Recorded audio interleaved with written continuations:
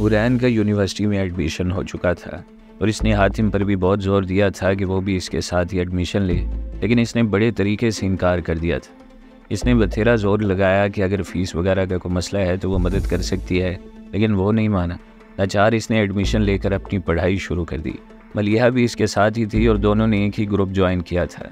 वैसे एक बात है हुरैन, तुम्हारी किस्मत बहुत अच्छी निकली। क्लास ख़त्म होने के बाद वो दोनों यूनिवर्सिटी के बड़े से लॉन में बैठे थे जब मलिहा इसे गौर से देखते हुए बोली, वो कैसे? ज़रा मुझे भी तो बताना।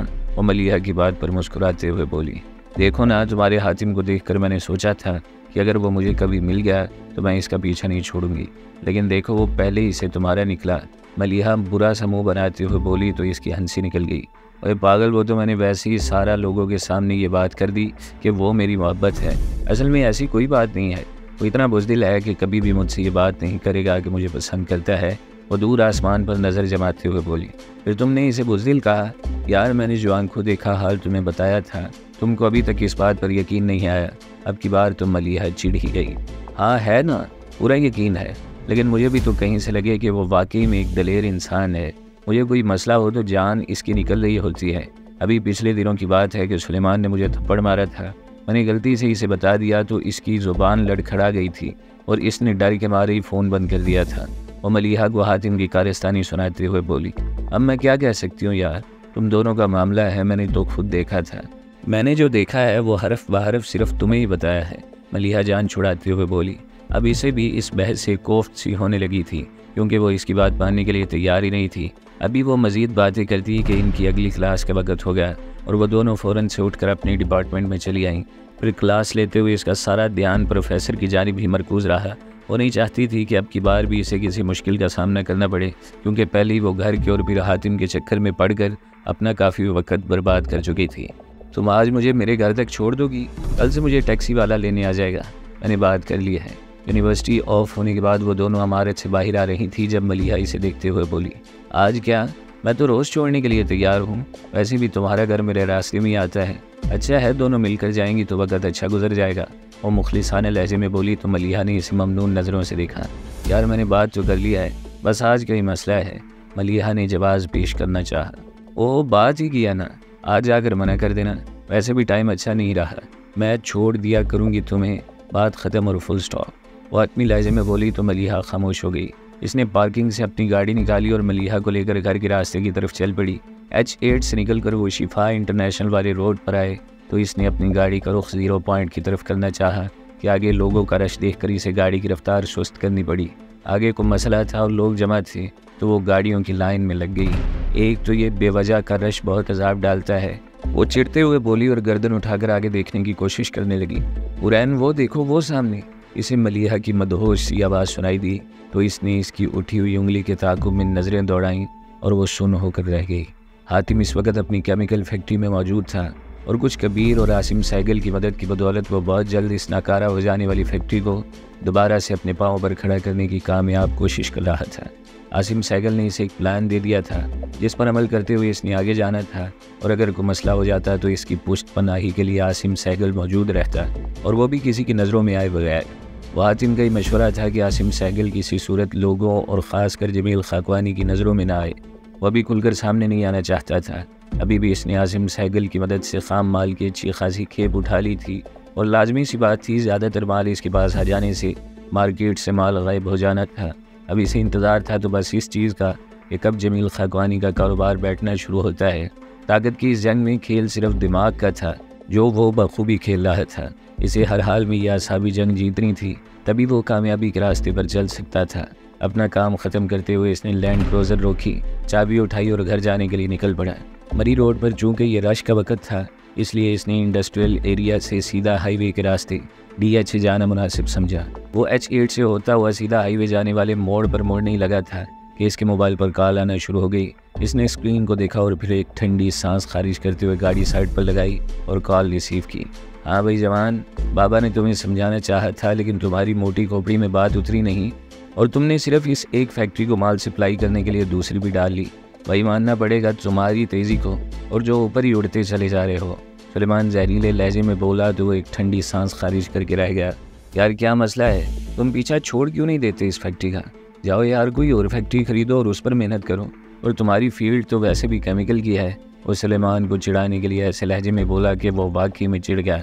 तुम्हारा बहुत अच्छा बंदोबस्त कर रहे हैं हम लोग, बस कुछ दिन और इंतज़ार कर लो। सुलेमान इस्तेज़ाइया लहजे में बोला तो इसे हंसी आ गई।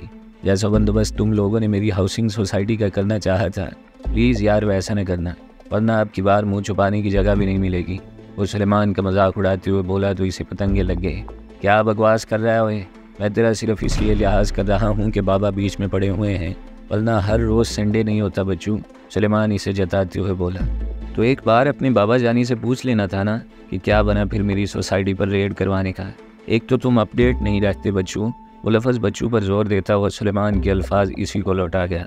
मैं तुम्हारा वो हाल करूँगा कि तुम सारी ज़िंदगी याद रखोगे। सुलेमान मुगल्लज़ात बकता हुआ इसे धमकी देने पर उतरा है। मैंने कच्ची गोलियाँ नहीं खेली हुई। जब तुम्हारे घर आया था तभी से जानता था कि तुम बाप बेटा क्या करना चाह रहे हो मेरे साथ। वो मज़े से बोला तो सुलेमान चीखना शुरू हो गया। अब की बार मैं तुझे नहीं छोड़ने वाला, वहाँ से ढूंढ निकालूंगा तुझे जिस बिल में तू छुप कर बैठा हुआ है। सुलेमान चिंगाड़ते हुए बोला। अभी आ जाओ, मैं यहाँ शिफा इंटरनेशनल के सामने ही खड़ा हुआ हूँ। वो दावत देते हुए बोला तो सुलेमान ने फ़ौरन से कॉल काट दी। इसने फ़ौरन से मुनीर को कॉल मिलाई। भाई जितनी जल्दी हो सके शिफा पहुँच जाओ, मेरी लड़ाई है। इसने खालिद कॉलेज स्टूडेंट के लहजे में कहते हुए कॉल काटी और इंतज़ार करने लगा। 15 मिनट गुजरे होंगे कि सुलेमान की लैंड क्रूज़र इसकी गाड़ी को क्रॉस करती हुई आगे निकली और फिर इससे थोड़ा आगे जाकर रुक गई। चूँकि मेन रोड था इसलिए वो यही समझा कि बात चीखने चिल्लाने से आगे नहीं बढ़ेगी, लेकिन सुलेमान अपनी गाड़ी से उतरकर इसकी तरफ बढ़ा और इसकी लैंड क्रूज़र का दरवाज़ा खोलते हुए इसे बाजू से पकड़कर नीचे उतार लिया और घुमाकर इसके मुँह पर एक थप्पड़ रसीद किया। बोलेगा मेरे सामने, बोलेगा अब बोल, मैं भी तो देखूं असल में भी बोल सकता है या सिर्फ फ़ोन पर ही तेरी ज़ुबान फर चलती है। सुलेमान इसे एक और थप्पड़ रसीद करते हुए बोला और इसी असना में सुलेमान की गाड़ी से 2 मोटे बंदे और निकलकर इसकी तरफ चले आए। इसकी आवाज़ इसके काबू में थी। तभी इसने पीछे हटते हुए सुलेमान की छाती पर एक लात रसीद की और फ़ौरन से मुड़ते हुए अपनी गाड़ी की सीट के नीचे से बेसबॉल का डंडा निकाल लिया। ये जगह हथियार निकालने वाली नहीं थी, वरना वो भी इसके पास तैयार हालत में मौजूद था। ये सब कुछ इतनी जल्दी में हुआ कि सुलेमान को समझ न आई, और जब तक वो समझता वो इसके सामने डंडा बदस्त मौजूद था। हाँ तो सुलेमान खाकवानी साहब, अब बोलो क्या कहना चाहते हो। और सुलेमान की आंखों में देखते हुए बोला तो इन 2 मोटों में से एक ने इसकी तरफ आने की कोशिश की। वहीं खड़ा रहे, अगर एक कदम भी आगे आया तो तेरे इस बॉस की खोपड़ी खोल दूंगा। वो डंडा लहराते हुए बोला तो वो मोटा अपनी जगह जमकर रह गया और इतनी मोहलत सुलेमान के लिए काफ़ी थी। इसने फ़ौरन इस पर झपटा मारा और इसके हाथ से डंडा खींचने की कोशिश करने लगा। मोटा जो अपनी जगह रुक चुका था वो भी फ़ौरन इस पर झपटा और साथ ही दूसरा बंदा भी शामिल हो गया। इसने खुद ही बचाते हुए ताक कर अपनी लात चलाई जो सीधी इस मोटे की दोनों टांगों के दरमियान लगी और वो ऊक की आवाज़ निकालते हुए वहीं ज़मीन पर बैठता चला गया। सुलेमान इसकी तरफ मुतवज्जा हुआ तो इसने अपने हाथ को झटका देते हुए डंडा इसके हाथ से छुड़ाया और एक और लात इसकी पसलियों में जड़ दी। एक कारी ज़रब थी और बेध्यानी में चलाई गई थी, इसलिए पूरी कुव्वत से सुलेमान को पड़ी। 2 बंदों को नॉकआउट करने के चक्कर में वो तीसरे को अक्सर नज़रअंदाज कर बैठा था, जो मौके का फ़ायदा उठाता हुआ इसे अपने बाजू के शिकंजे में कस चुका था। लेकिन वो एक आम सा बंदा था जो लड़ाई भिड़ाई की अलिफ बे से भी वाकिफ़ न था, जबकि आतिम ने ख़ास इस मकसद के लिए सेल्फ डिफेंस की ट्रेनिंग ले रखी थी। इसने अपनी गर्दन इसके बाजू में फंसाए हुए ही हाथ में मौजूद डंडा घुमाकर इसके कंधे पर दे मारा, जो कि कंधा मिस करता हुआ सीधा इसकी खोपड़ी में जा बजा और वो इसे छोड़ते हुए अपना सर थाम कर बैठता चला गया। ज़रा सी देर में लोगों का हुजूम लग गया और कोई भी इन चारों के करीब आने की हिम्मत नहीं कर पा रहा था। वो इस मोटे को छोड़ते हुए सुलेमान की तरफ मुतवज्जा हुआ और इसे गिरेबान से पकड़कर खड़ा किया। मैंने तुझे पहले भी वार्निंग देकर छोड़ा था, लेकिन तुझे समझ नहीं आई। वो इसके मुंह पर नपा तुला झांपड़ रसीद करते हुए बोला। इसे जाने क्यों बेइंतहा गुस्सा आ गया था। आज भी किस्मत इसका साथ दे गई थी, वरना सुलेमान इससे तगड़ा था और वो थे भी 3। इसे अंदाज़ा हो गया था कि सुलेमान ज़ख्मी हो चुका है क्योंकि इससे खड़ा नहीं हुआ जा रहा था। वो इसे छोड़कर इसके साथ आए बाकी 2 बंदों पर अपना गुस्सा निकालना शुरू हो गया। वो इन्हें मारता जा रहा था और सुलेमान को देखता जा रहा था। रश काफ़ी बढ़ चुका था और लोगों ने मुदाखलत करना ज़रूरी समझा तो सुलेमान फ़रार की राह पाते ही लड़खड़ाता हुआ अपनी गाड़ी की तरफ आया और जेब से चाबी निकाल कर इसे स्टार्ट करने लगा। अपने इन चमचों को भी साथ ले जा, इसने नीचे पड़े गंजे की पुश्त पर लात मारते हुए कहा तो वो डगमगाता हुआ सुलेमान की गाड़ी की तरफ लुढ़कता गया। दूसरे ने भी, जिसकी हालत सबसे ज़्यादा मखदूश थी और इसका खून सर से बहते हुए इसकी कमीज़ को सुरख कर चुका था, वो भी हिम्मत जमा करता हुआ गाड़ी की तरफ बढ़ा तो वो भी अपने कपड़े झाड़ता हुआ अपनी गाड़ी तक आया और इसमें बैठने लगा था कि मुनीर पहुंच गया। तू ठीक है ना शहजादे, किधर है वो? मुनीर परेशानी से बोला तो वो इसे देखने लगा। वो रहे। इसने हाथ से इशारा किया तो सुलेमान की गाड़ी के पहिए चिरचिराते हुए सुरख निशान छोड़कर मंजर से ओझल हो गए। तो ठीक तो है ना, कहीं लगी तो नहीं? मुनीर फिक्रमंदी से इसे टटोलते हुए बोला। मैं तो ठीक हूँ, लेकिन लगता है इस सुलेमान खाकवानी की पसली वसली टूट गई है शायद। वो बेफिक्री से बोला तो मुनीर के होंठों पर मुस्कुराहट छा गई। वाह मेरे शेर, आज फिर से तू शो स्टॉपर बन गया है। मुनीर इसे शानों से थामते हुए बोला तो इसकी सिसकी निकल गई। अभी निकलो यहाँ से, हेड ऑफिस चल कर बात करते हैं। वो मुनीर को इशारा करते हुए अपनी गाड़ी में बैठा और तेज़ी के साथ वो वहाँ से भी निकल आया था। इसने सर उठाकर मलिहा की नज़रों के ताक़ुब में देखा, जहाँ इसका अपना भाई बमा दो बंदों के ज़ख्मी हालत में अपनी गाड़ी में बैठ रहा था और वहाँ से निकलने में कामयाब हो गया था, जबकि लोगों की भीड़ में इसे और कुछ दिखाई न दिया। वो देखो हुरैन, वो सामने वो तुम्हारा हातिम खड़ा है, मलिहा ने इसे झंझोड़ते हुए बताया। लेकिन जब तक वो देखती, एक काले रंग की लैंड क्रूज़र तेज़ी से वहाँ से निकली और हाईवे की जानिब मुड़ गई। मेरे ख्याल में वो निकल गया इस गाड़ी में, मलिहा इशारा करते हुए बोली तो वो सर पीट कर रह गई। एक तो तुम्हें हर जगह पता नहीं मेरा हातिम ही क्यों नज़र आता है, वो स्टीयरिंग पर मुक्का जड़ते हुए बोली और रश कम हो जाने की वजह से गाड़ी को धीमी रफ्तार से आगे बढ़ाने लगी। 1 मिनट ज़रा गाड़ी आहिस्ता करना, मलिहा इसे कहते हुए गाड़ी का शीशा नीचे कर गई और वहाँ खड़े एक अधेड़ उम्र आदमी से मुखातिब हुई। अंकल जी, ये क्या माजरा था? वो सहमे हुए अंदाज में बोली। बेटे, लड़ाई हो रही थी, एक बंदा तीन बंदों की पिटाई कर रहा था। अंकल जी मज़े से बताते हुए बोले। बचत हो गई खैर से? वो एक और सवाल जड़ते हुए बोली। इसकी तो हो गई, लेकिन इन 3 की हालत बहुत ख़राब हो गई थी और एक की तो शायद पसली वगैरह भी टूट गई थी। अंकल ने मज़ीद इंकशाफ किया। क्या वो बंदा ऐसा दिखता था? मलिहा ने मोबाइल निकाल कर इसमें से हातिम की वो तस्वीर निकाली जो इसने हुरैन की पार्टी में छुप कर खींची थी। शायद ऐसा ही था, मैंने गौर से नहीं देखा। अंकल अभी और भी कुछ बोलते कि हुरैन ने एकदम से गाड़ी आगे बढ़ा दी। ये क्या पागलों वाली हरकतें कर रही हो तुम? ऐसे कोई करता है क्या? इसे सच में गुस्सा आ गया था। और किससे पूछकर तुमने हातिम की तस्वीर अपने मोबाइल में रखी हुई है? वो गुस्से में इसे घूरते हुए बोली। गलत मत समझो, मैं खोज में लगी हुई हूँ बस इसीलिए, वरना यकीन जानो वैसी कोई बात नहीं जैसा तुम सोच रही हो।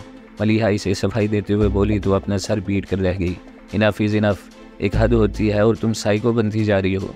अच्छा, मान लिया मैंने कि यह हातिम वही बंदा है जो तुमने देखा है, अब बंद करो इस किस्से को। वो बेजारी से बोली तो मलिहा हंसने लगी। अच्छा बाबा, आज के बाद ऐसी कोई बात नहीं करूँगी, तुम प्लीज़ अपना मूड ख़राब न करो। वो हार मानते हुए बोली और इसका मूड ठीक करने की कोशिश करने लगी, जो कि शदीद बिगड़ चुका था। जमील साहब जले पैर की बिल्ली बने हुए थे और बेकरारी से कमरे में टहल रहे थे। इनके सामने सुलेमान उजड़ा हुआ बैठा था। इसकी हालत ही सारा अहवाल बता रही थी कि इस पर क्या बीत चुकी है। जब मैंने तुमको मना किया था कि इस मामले से दूर रहने का, तो तुम्हें समझ क्यों नहीं आई? अब देख लिया ना क्या हाल किया इस कल के बच्चे ने तुम्हारा। वो गुस्से में पागल हुए इसे लिताड़ रहे थे। बाबा, इसने धोखे से मुझे बुलाया। इसके साथ आदमी थे और वो बार बार कह रहा था कि वो हमारा खेल पहले से जानता था। सुलेमान ने मुकम्मल झूठ का सहारा लेते हुए एक अलग ही कहानी जमील साहब को सुना डाली। और ये सब हुआ कहाँ पर है? इसने अबरू उचकाकर इसकी जानिब देखते हुए पूछा। शिफा हॉस्पिटल के सामने वो सर झुकाते हुए बोला। मैं इसका जीना हराम कर दूंगा। इसने तुम पर नहीं, जमील खाकवानी पर हमला किया है। मैं ऐसी FIR बनवाऊंगा कि सारी उम्र कोर्ट कचहरियों के चक्कर लगाते हुए गुजर जाएगी। इनका बस नहीं चल रहा था कि अभी खुद ही जाकर हातिम को सलाखों के पीछे डाल दें। और तुमने मेडिकल करवाया है, इसकी रिपोर्ट मुझे दो। मैं इस पर अब अपना कार्ड खेलूंगा। मैं भी तो देखूं कितना भागता है अब वो मुझसे।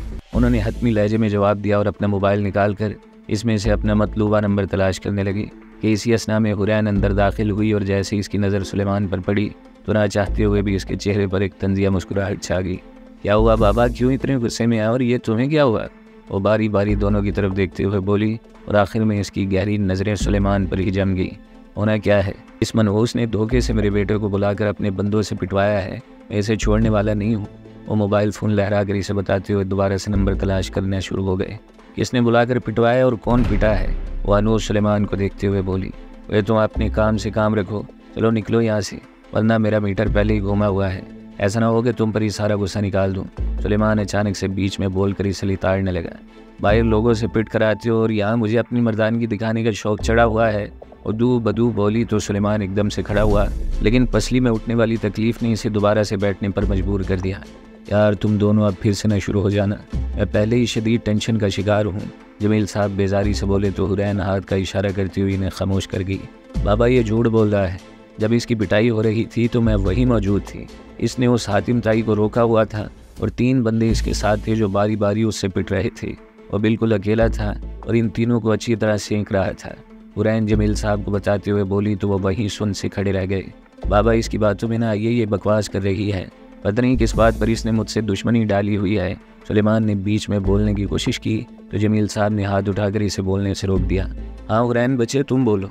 उन्होंने हुरैन को बोलने का इशारा किया। बाबा मैंने देखा कि ये और इसके 3 साथी इस निहत्थे से बुरी तरह पिट रहे थे और फिर ज़्यादा लोग हो जाने की वजह से वहाँ से ज़ख्मी हालत में भाग गए। एक मोटा जो मैंने अक्सर इसके साथ देखा है, इसका तो पूरा सर ही खुला हुआ था।